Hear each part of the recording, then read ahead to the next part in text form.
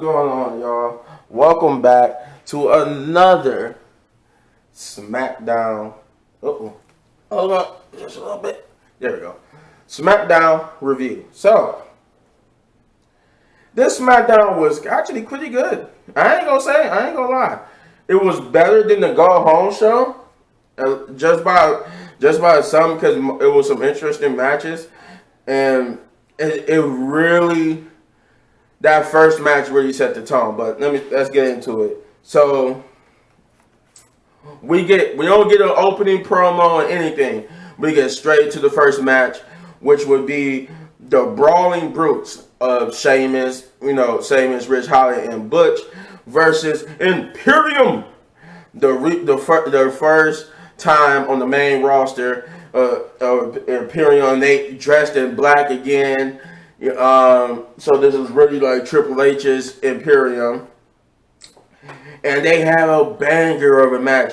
It was awesome. I ain't gonna lie, it was awesome. And it's been a long time since I could say that about a Sheamus match. And I think the first time I said that was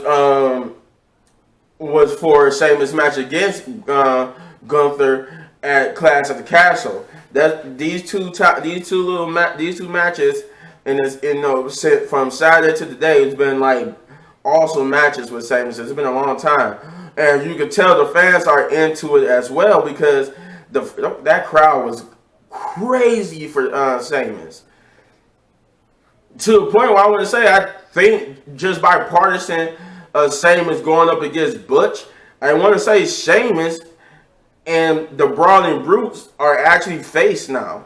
I really think they turned Sheamus and the Brawling Brutes into face, because Sheamus he was feeding off the crowd. He didn't like taunt the crowd or shoot them or go like this to them.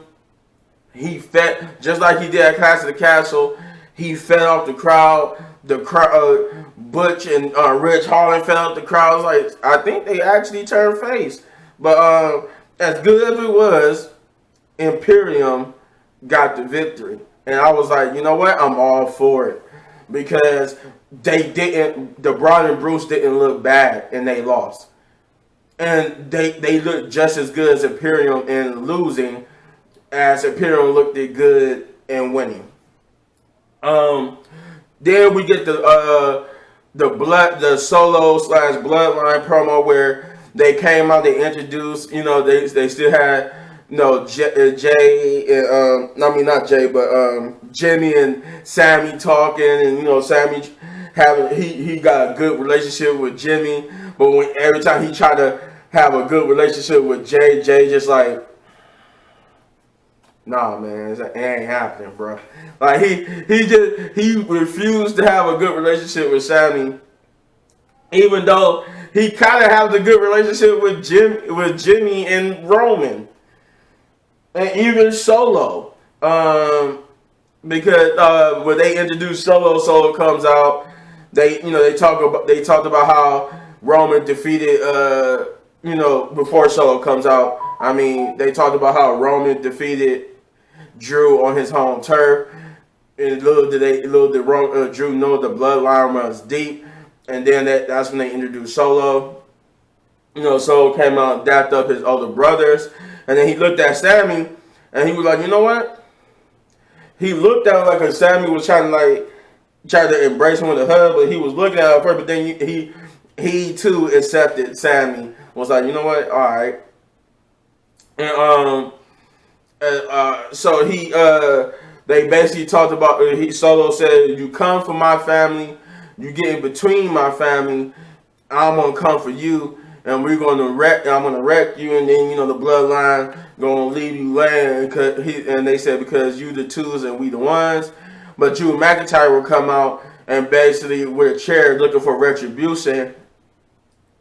And Solo, I think everybody dished the ring except Solo. They were trying to get Solo to leave the ring too, but then Solo I'm standing ground. So Drew tried to get into the ring with the chair. Solo went to go attack, but he hit Solo in the stomach with the chair. And then he was getting ready to hit Solo over the back, but Sammy pushed Solo out the way and took the bullet for Solo. And basically rolled out the ring and they got to escape. But Drew said he wanted Solo in the match, which will be made later on tonight. And I think it actually became the main event. I think it was the main event match.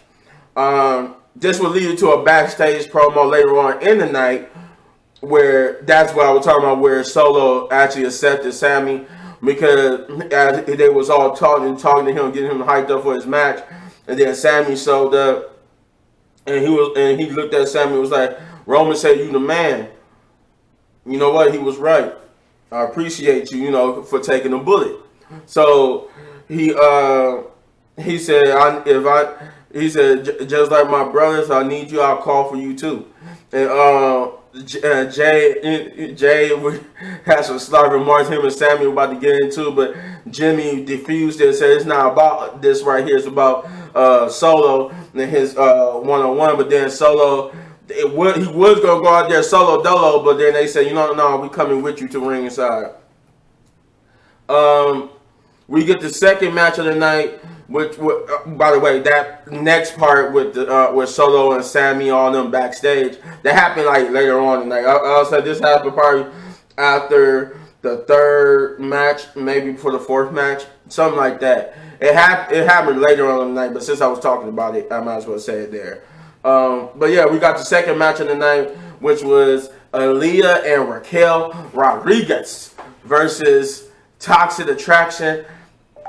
And I'm guessing now, because when Toxic Attraction first was in the tournament, they had a NXT logo come up when they, for Toxic Attraction. The little graphics, it was an NXT graphic. Now they graphic says it's a Smackdown graphic. So I'm assuming that Toxic Attraction of Gigi Dolan and JC Jane has been called up to SmackDown. They are now SmackDown members, and they had a good match against Aaliyah and Raquel. And by them being an experienced tag team, it showed, because you got to remember Aaliyah and Raquel are Franken team. It's a Franken team, while Toxic Attraction is an actual team. And it showed here that they had the better team chemistry and tag team chemistry. But, the experience, because, they tagged in and out. They knew they worked well as a unit. But the Raquel and Aaliyah worked good too. And this match by far was not a bad match. It was a good match. It wasn't as awesome as the first match, but it wasn't a bad follow-up either. And Raquel and Aaliyah would get the victory here. Next we would get to talk about, I forgot to say this too, it was talked about all night that it was going to be a fatal 5-way elimination style to determine who will face Liv Morgan at Extreme Rules.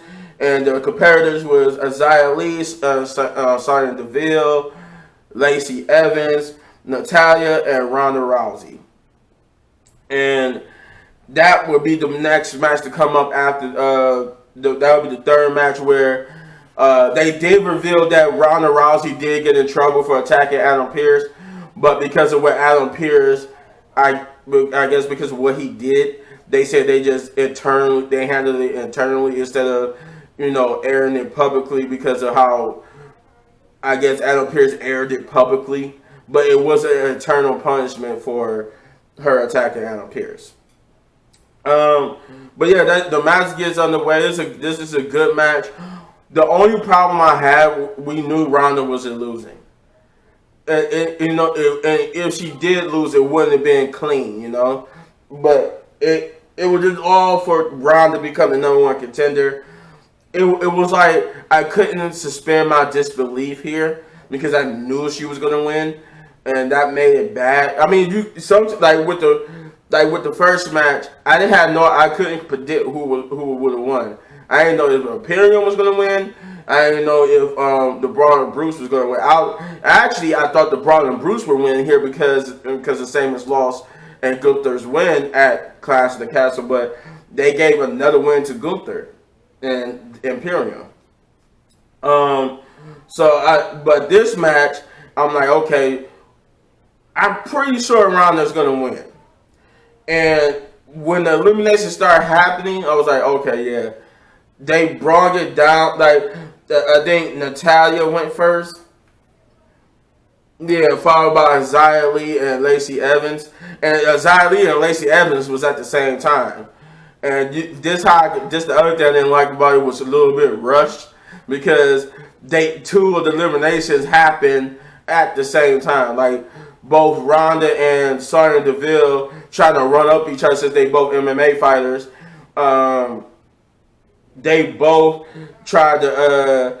They both basically put Xia Li and Lacey Evans in the submission hold just for them to be both counted out. I'm not counting out, but tap at the same time, so they was both eliminated at the same time.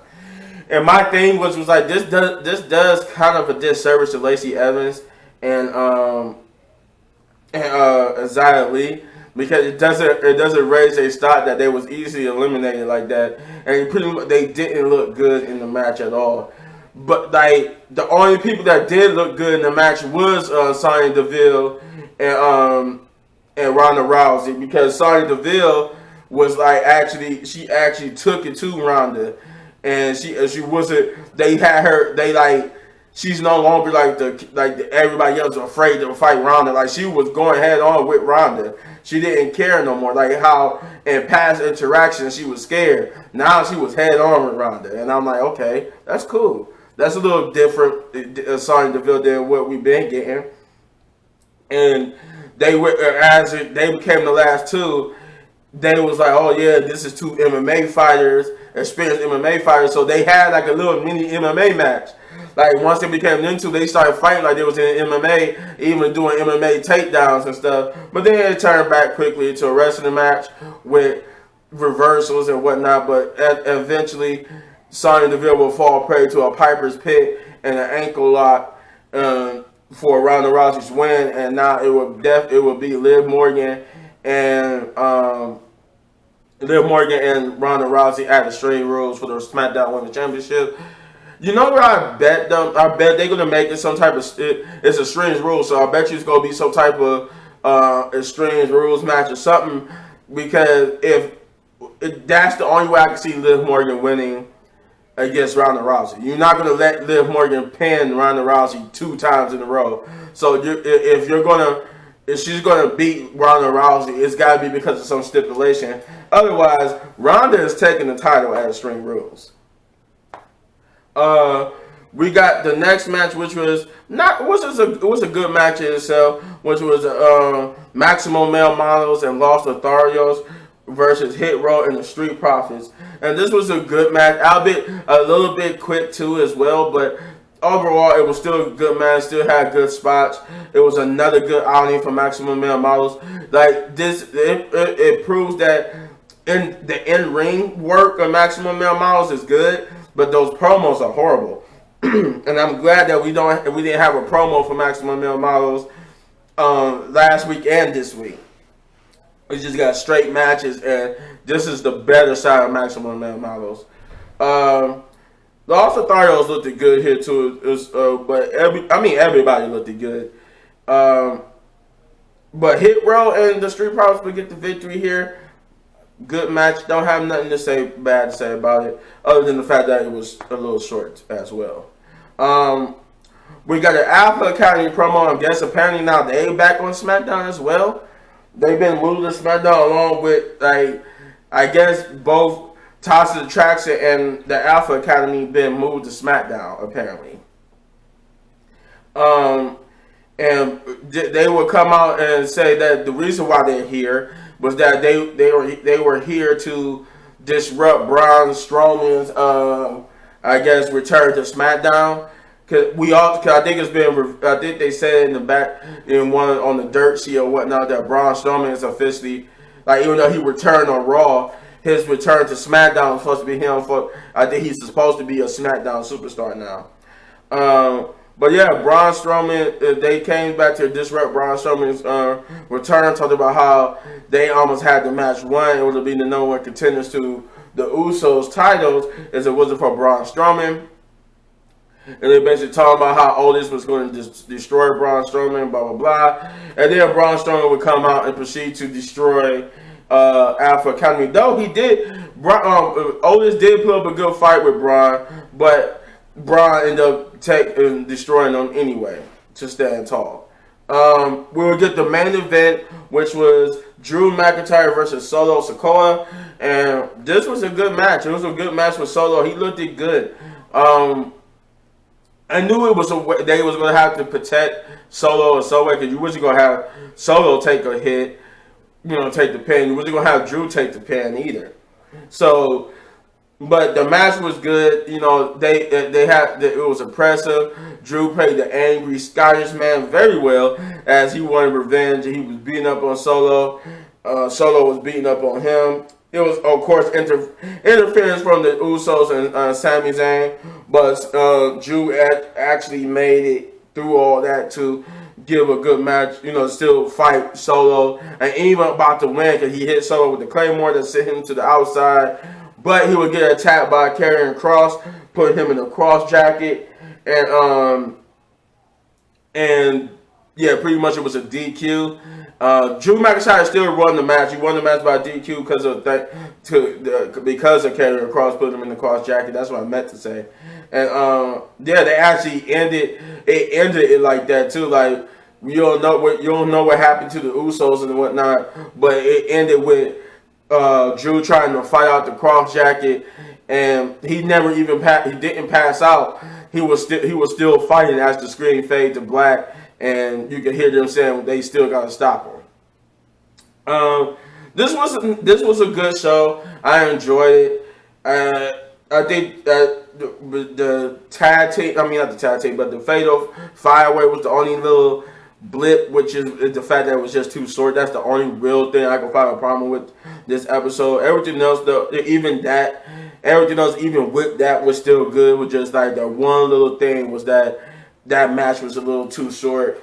And the hit, I would say, and the hit roll and the Street Profits match was a little too short too. But with all that being said, I'm going to give this episode of SmackDown a generous 8 out of 10 big ups, because this was not a bad episode. It was not. I was thoroughly entertained. I enjoyed it, and I enjoyed myself watching it. But you let me know in the comments down below what you thought of this episode of Friday Night SmackDown, and if you enjoyed this episode of SmackDown, this episode, if you enjoyed this review, you can hit this button right there in the upper right corner for all of my WWE reviews. And if you enjoyed the review so much you want to support the channel, all you gotta do is hit those buttons, guys.